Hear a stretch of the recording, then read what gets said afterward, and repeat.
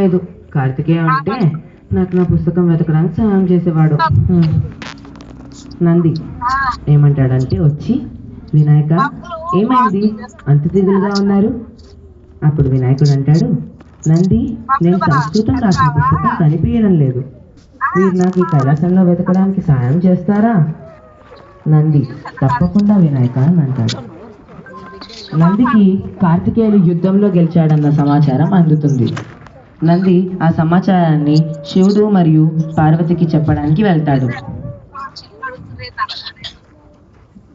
నంది అప్పుడు శివుణ్ణి వెతుక్కుంటూ, స్వామి స్వామి మన కార్తికేయులు యుద్ధంలో గెలిచారంట. అప్పుడు శివుడు మరియు పార్వతి అంటారు, అవునా నంది, ఎంత మంచి విషయం చెప్పావు నంది. ఈ సమాచారాన్ని సరస్వతీదేవి మరియు బ్రహ్మదేవుడికి తెలియజేసి ఈ ఆహ్వాన పత్రికను ఇచ్చిరా అని అంటారు. అప్పుడు నంది అలాగే అమ్మ అని వెళ్తాడు. శివుడు మళ్ళీ నందిని ఆపి ఆహ్వానం కోసం ఏర్పాట్లు కూడా చేయమని చెప్తాడు. నంది సరస్వతి మాత దగ్గరికి బయలుదేరుతాడు.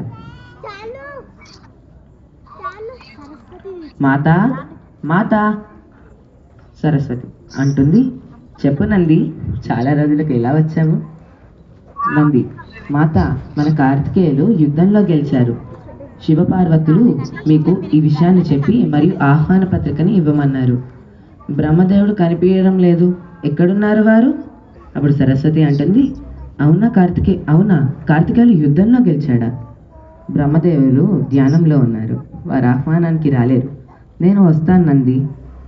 నంది అలాగే మాత, ఇంకా నేను బయలుదేరుతాను మాత. సరస్వతి సరే నంది. నంది కైలాసానికి వెళ్ళి శివుడు చెప్పిన ఏర్పాట్లను చేస్తుంటాడు. అప్పుడు వినాయకుడు కూడా నంది దగ్గరకు వస్తాడు. నంది, మీరు ఇక్కడేమి ఏర్పాట్లు చేస్తున్నారు? నా పుస్తకం వెతుకుతా అని అన్నారు కదా, నేను మీకు ముందు చెప్పా కదా, మీరే నేను చెప్పిన పని చేయకుండా వేరే పని ఎలా చేస్తారు అని నిలదీశాడు వినాయకుడు. అప్పుడు నంది ఏమన్నాడంటే, గణేష నేను మీకు సాయం చేయలేను, నన్ను క్షమించండి, నాకు ఇప్పుడు ఈ ఏర్పాట్లు చేయడమే ముఖ్యం, ఏమనుకోకండి అని అంటాడు. వినాయకుడు ఏమంటాడంటే, అర్థమైంది నంది, నాకు అర్థమైంది, నువ్వు నాకు సహాయం చేయాలని అనుకోవడం లేదు. అదేదో నువ్వు నాతో ముందే చెప్పుంటే నేను వేరే వాళ్ళని పెట్టుకునేవాడిని కదా అంటాడు. అలా అని పక్కకి వెళ్ళిపోతాడు వినాయకుడు. చాలా కోపం వస్తుంది వినాయకుడికి. పార్వతీదేవిని సాయం అడుగుదామని బయలుదేరుతాడు.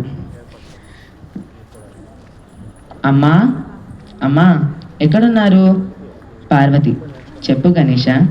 అదే సమయానికి సరస్వతి మాత పార్వతీదేవికి వంటల్లో సాయం చేయడానికి వస్తుంది కార్తికేయుని కోసం. సరస్వతి అంటుంది, దేవి ప్రణామాలు, ఎలా ఉన్నారు? పార్వతి, గణేష ఒక్క నిమిషం ఇప్పుడే వస్తాను. ప్రణామాలు దేవి, నేను బాగున్నాను, మీరే ఎలా ఉన్నారు? సరస్వతి, అంతా సంతోషమే దేవి. పార్వతి అంటుంది, చెప్పండి దేవి, ఇలా వచ్చారు? అప్పుడు సరస్వతి, నేను మీకు ఏర్పాట్లలో సహాయం చేద్దామని వచ్చాను. అప్పుడు పార్వతి, అలాగే దేవి, ఇప్పుడు చెప్పు గణేష, ఇందాకేమో చెప్తున్నావు.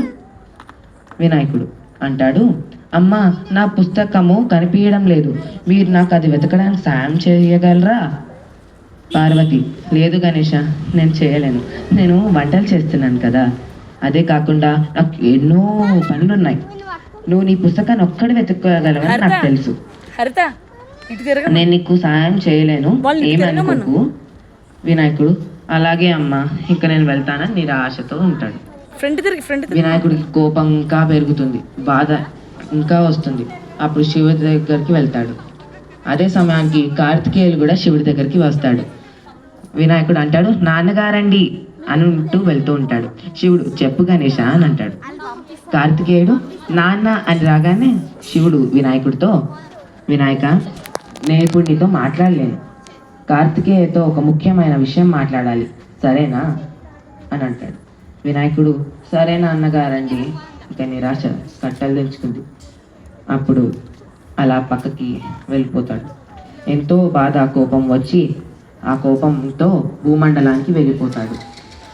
వినాయకుడు దిగులుగా కూర్చొని, నేనంటే ఎవ్వరికీ ఇష్టం లేదు, అందరూ నా మాట వినడం లేదు, నాకు ఆకలిగా ఉంది. ఏం చేయను?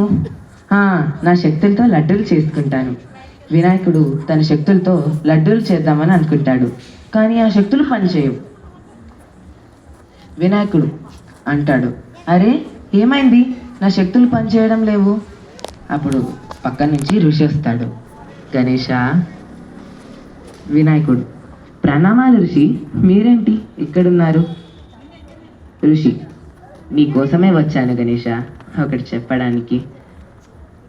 వినాయకుడు, ఏంటది ఋషి? ఋషి అంటాడు, మీ శక్తులు పనిచేయమని చెప్పడానికి వచ్చాను. ఎందుకంటే మీరు ఈర్ష్యపడ్డారు, అది మీ తమ్ముడు కార్తికేయుని మీద. వారు ఏం చేశారో మీకు అసలు తెలుసా? వారు ఒక యుద్ధంలో గెలిచారు. ఏ యుద్ధం అంటే, ఈ భూమండలంలో ఒక రాక్షసుడు అనాథ పిల్లల్ని హింసిస్తూ అడుక్కోవడానికి పంపుతూ ఆ డబ్బుతో ఆ రాక్షసుడు ఆనందిస్తున్నాడు. అలాంటి రాక్షసుడిని మన కార్తికేయులు అంతం చేశారు. అదే కాకుండా మీరే కైలాసాన్ని వచ్చారు. ఇటీవల మీ శక్తులు పనిచేయవు గణేష. అప్పుడు వినాయకుడు అంటాడు, నేను ఈర్ష్యపడ్డానా? అది కూడా మా తమ్ముడి మీద. అసలు నేను ఈర్ష్య పడలేదు కార్తికేయుని మీద. నేను కైలాసాన్ని వదిలి వచ్చాను, ఎందుకంటే నా పుస్తకం పోయింది. ఎవరిని అడిగినా నాకు సహాయం చేయలేదు. నాకు కోపం వచ్చింది, బాధ వేసి కైలాసాన్ని వదిలి వచ్చేసాను. నేను ఇప్పుడే బయలుదేరుతాను కైలాసానికి. మా తమ్ముడు ఇంత గొప్ప పని చేశాడు కదా. వినాయకుడు కైలాసానికి వెళ్తాడు. కార్తికేయ అప్పుడు వస్తాడు. అన్నయ్య, అన్నయ్య ఎక్కడున్నారు? అప్పుడు వినాయకుడు ముందుకొచ్చి, చెప్పు కార్తికేయ అంటాడు. కార్తికేయుడు పుస్తకం ఇస్తాడు. ఇదిగోండి మీ పుస్తకం అని అంటాడు. అప్పుడు వినాయకుడు, నా పుస్తకం నీ దగ్గర ఎలా ఉంది కార్తికేయ అని అడుగుతాడు. అప్పుడు కార్తికేయుడు అంటాడు, నేను యుద్ధంలో బయలుదేరేటప్పుడు ఈ పుస్తకం నాతో తీసుకెళ్ళా. ఈ పుస్తకం నాతో ఉంటే మీరు కూడా నాతో ఉన్నట్లే అని చెప్తాడు. దాంతో ఇద్దరు కౌగిలించుకుంటారు. మనం ఈ కథ వల్ల తెలుసుకోవాల్సింది ఏంటంటే, ఎప్పుడు తొందరపడి ఎలాంటి నిర్ణయాలు తీసుకోకూడదు.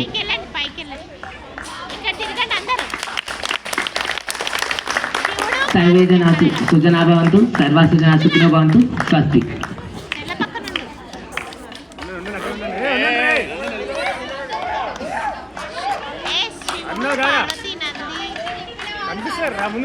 అందరూ ఒకసారి గట్టిగా చప్పట్లు కొట్టండి.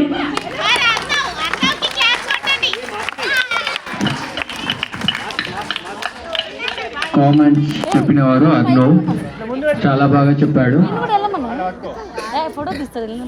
అందరూ ఒకసారి అర్ణవ్ కోసం క్లాప్స్.